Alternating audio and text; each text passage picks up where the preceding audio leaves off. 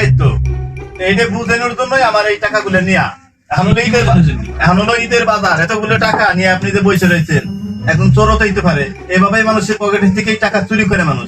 এইটা বুঝানোর জন্যই আপনার টাকা করা আমি ভাবে নিচ্ছি। আসলে কি আমার দেখি চোরের মতো মনে হয়? আমি কি চোর?